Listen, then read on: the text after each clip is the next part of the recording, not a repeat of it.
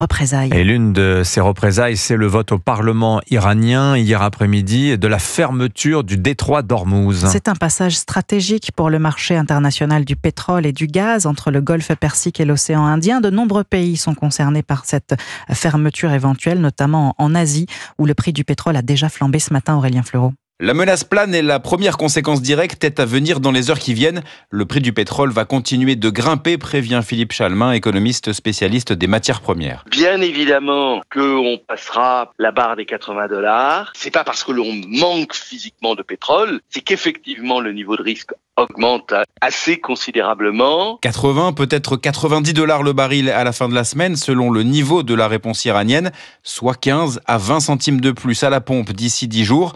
Pas de risque de pénurie. En revanche, cette fermeture apparaît très risquée pour l'Iran, notamment à cause de ses conséquences pour la Chine, explique Philippe Chalmin. L'Iran aujourd'hui tire la moitié de ses ressources budgétaires de la vente du pétrole. C'est la Chine qui achète 75% du pétrole iranien. C'est donc la Chine qui tient les cordons de la bourse de l'Iran. Je vois mal la Chine donner son feu vert à une opération de ce type.